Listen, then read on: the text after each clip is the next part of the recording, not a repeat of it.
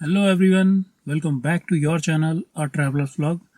This is Arvind और आज के इस वीडियो में मैं आपको बताऊंगा कि मारुति की फ्रॉन्क्स, बलेनो या ग्रैंड विटारा में एंटी थेफ्ट अलार्म को कैसे ऑन या ऑफ किया जाता है और साथ ही साथ इस अलार्म की सेंसिटिविटी को कम या ज़्यादा कैसे करते हैं वो भी आपको जानने को मिलेगा। और इस वीडियो के लास्ट में मैं आपको एक ऐसा हैक भी बताऊंगा जिससे आपकी एंटी थेफ्ट को लेके लाइफ बहुत ही आसान हो जाएगी। आप सभी से गुजारिश है कि ये वीडियो पूरा देखिए, तभी आप इसको प्रॉपरली समझ पाएंगे और अपनी गाड़ी में अप्लाई कर पाएंगे।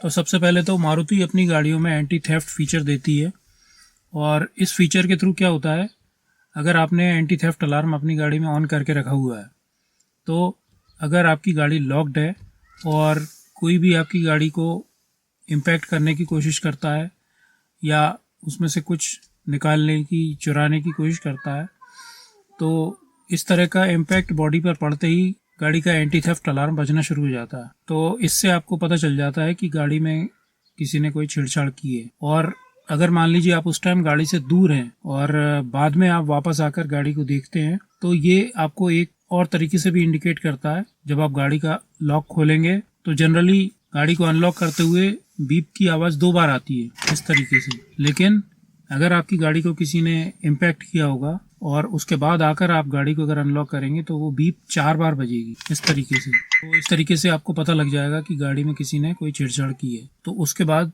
आप गाड़ी निकालने से पहले इसको चारों तरफ से फिजिकली चेक कर सकते हैं कि सब कुछ ठीक ठाक है या नहीं। सो ये बहुत ही काम का फीचर होता है और ये फीचर मेरी स्विफ्ट डिज़ायर में भी था, लेकिन स्विफ्ट डिज़ायर में इसको एक्टिवेट और डीएक्टिवेट करने का तरीका थोड़ा अलग होता है, तो वो किसी और वीडियो में बताऊंगा। फिलहाल हम फ्रॉन्क्स, बलेनो और ग्रैंड विटारा के एंटी थेफ्ट फीचर को ऑन ऑफ और उसकी सेंसिटिविटी को सेट करना सीखेंगे। So stay tuned for that. एक चीज़ और बताना चाहूँगा कि इस एंटी थेफ्ट अलार्म को आप जब ऑन करेंगे तो कभी कभी आसपास गुजर रही गाड़ियों की आवाज़ की वजह से भी अलार्म बजने लगता है। तो इससे बचने के लिए आपको उसकी सेंसिटिविटी को प्रॉपर लेवल पे एडजस्ट करना ज़रूरी है। तो उसकी सेंसिटिविटी को जनरली थोड़ा सा हाई ही रखना चाहिए, अदरवाइज क्या होता है आसपास की गाड़ियों के गुजरते ही अलार्म को बजने लगता है, जबकि असल में अपनी गाड़ी के पास कोई होता नहीं है। तो इसकी सेंसिटिविटी एडजस्ट करना भी काफ़ी इंपॉर्टेंट है।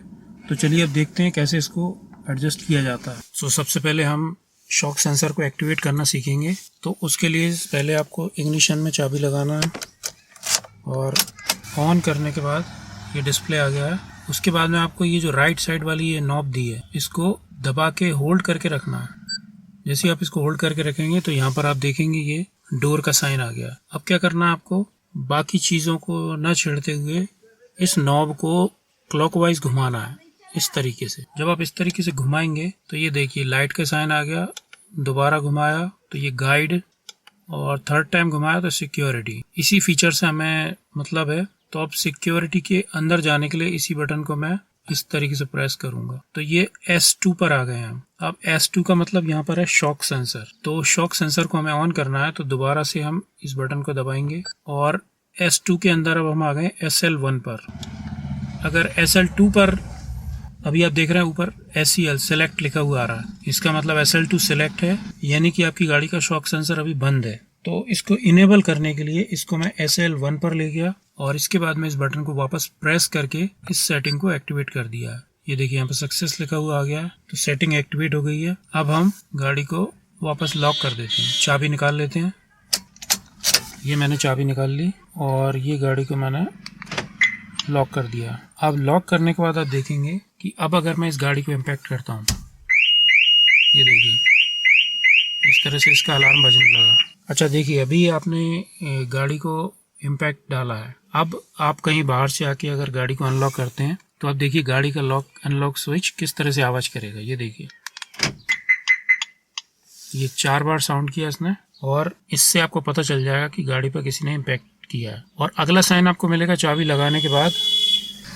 ये मैंने इग्निशन में चाबी लगाई और जैसे ही मैं स्विच को ऑन करता हूँ तो ये देखिए ये रेड कलर में डॉट ब्लिंक कर रहा है और इस तरह से बीप का साउंड आ रहा है। सो इससे भी आपको पता चल जाएगा कि गाड़ी पर किसी ने कोई छेड़छाड़ करने की कोशिश की है। तो ये था शॉक सेंसर को एक्टिवेट करना। अब इसको डीएक्टिवेट करने के लिए वही प्रोसीजर अपनाएंगे आप। इस बटन को प्रेस करके रखेंगे, ये डोर का आ गया।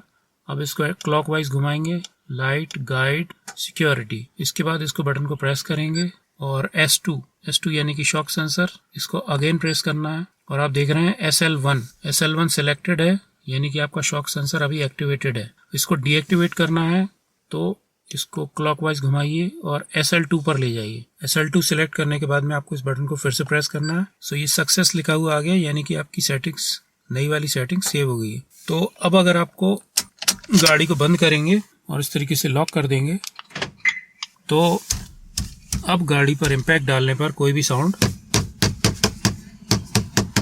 नहीं आएगा। तो ये हमने शॉक सेंसर को डीएक्टिवेट करना देखा। नेक्स्ट हम देखेंगे इसकी सेंसिटिविटी को एडजस्ट करना। तो इसके लिए दोबारा से हम गाड़ी को अनलॉक करेंगे और इग्निशन में चाबी लगाने के बाद वही प्रोसीजर, इस बटन को होल्ड करके रखना है। ये डोर आ गया, डोर के बाद में second light, third guide, fourth security, इसी पे जाना है। बटन को प्रेस कीजिए। अब आपको S2 पर नहीं जाना है, अब आपको इसको घुमाना है और इस तरीके से S3 आएगा उसमें और S4 आएगा।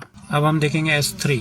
तो अभी जैसे कि आप देख सकते हैं गाड़ी लॉक्ड है और यहाँ पर ये रेड कलर का इंडिकेटर ब्लिंक कर रहा है, तो इसका मतलब इसका एंटी थेफ्ट अलार्म ऑन है। सो इसमें जो S3 वाली सेटिंग होती है वो होती है प्री वार्निंग सेंसर के लिए और S4 होता है फुल ब्लास्ट सेंसिटिविटी अलार्म के लिए। तो पहले दो देख लीजिए दोनों ये होते क्या है। सो जैसे गाड़ी आपकी लॉक्ड है और कोई हल्का सा इम्पैक्ट करता है, इस तरह से गाड़ी आपको अलर्ट करती है।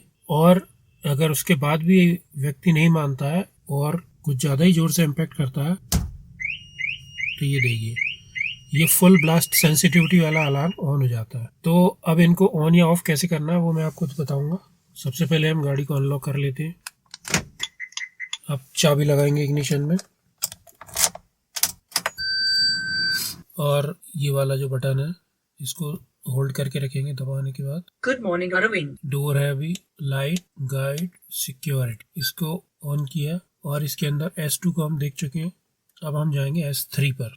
सो S3 में आप देख सकते हैं L00 लिखा हुआ है। तो L00 का मतलब है इसका सेंसर डिसेबल्ड है। L1 यानी कि सेंसिटिविटी अपनी लोएस्ट पर रहेगी और लोएस्ट का मतलब आप इस पे जब बहुत ज्यादा जोर से इम्पैक्ट डालेंगे तभी ये अलार्म बजेगा, हल्के फुल्के इम्पैक्ट से इसका अलार्म नहीं बजेगा। सो ये है लोएस्ट सेंसिटिविटी और इसको आप मैक्सिमम 15 तक ले जा सकते हो। तो एक चीज आपको ध्यान रखना है कि जो S3 है उसकी सेंसिटिविटी को आपको S4 से ज्यादा ही रखना है, तभी ये प्रॉपरली वर्क करेगा। और अगर आप ऐसा नहीं करते हो तो फिर ये जो प्री वार्निंग एक्टिविटी सेंसर है ये काम ही नहीं करेगा और सीधे सीधे फुल ब्लास्ट सेंसिटिविटी वाला अलार्म बजने लगेगा। सो इसको प्रॉपरली वर्क करने के लिए जरूरी है कि आपको S3 की वैल्यू जो कि L1 से लेकर L15 तक होती है वो हमेशा S4 से ज्यादा रखनी, तभी ये दोनों अलार्म प्रॉपरली वर्क कर पाएंगे। सो अभी मैंने इसको L13 पे किया हुआ है, इसको मैं L12 यानी लेवल 12 पे कर देता हूँ। सक्सेस हो गया और इसके बाद हम जाएंगे S4 पर। सो S4 यानी कि फुल ब्लास्ट एक्टिविटी सेंसर, और ये तब काम करता है जबकि आप गाड़ी को मेजरली इम्पैक्ट करते हो। सो अभी हम देखते हैं S4 को मैंने कहाँ पे किया हुआ है।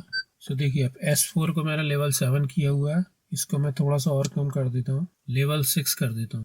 सक्सेस हो गया। और इस तरीके से आप इसके जो शॉक सेंसर्स हैं उनको एडजस्ट कर सकते हो। तो अब बाहर आ जाते हैं इससे बैक, और इसमें एक डिफॉल्ट का ऑप्शन भी आता है। तो इससे अगर आपने इसकी सेटिंग्स में कुछ ज़्यादा ही छेड़छाड़ कर दी है तो आप डिफॉल्ट पर जाकर सारी सेटिंग्स को रीसेट कर सकते हो। ये एक बहुत अच्छी चीज़ है। तो फिलहाल हमें इसको छेड़ने की ज़रूरत नहीं है, हम इसको एंड कर देते हैं और अब चाबी निकाल के गाड़ी को लॉक करते हैं।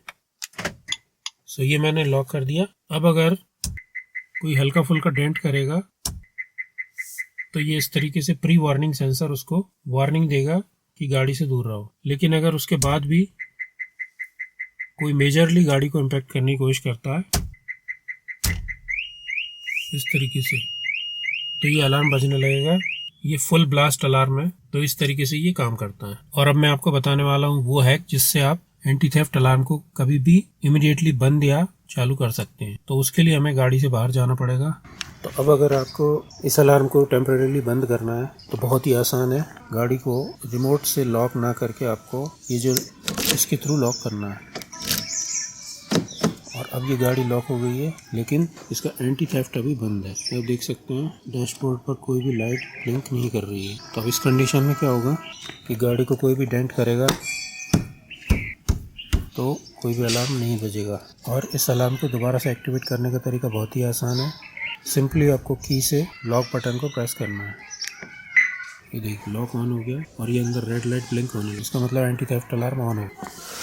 सो आई होप कि इस वीडियो से आपको काफ़ी कुछ सीखने को मिला होगा। So please hit the like button down there and फ्रॉन्क से रिलेटेड और भी कई सारे वीडियोज़ आने वाले हैं। सो उसके लिए please subscribe to my channel. Thanks for watching.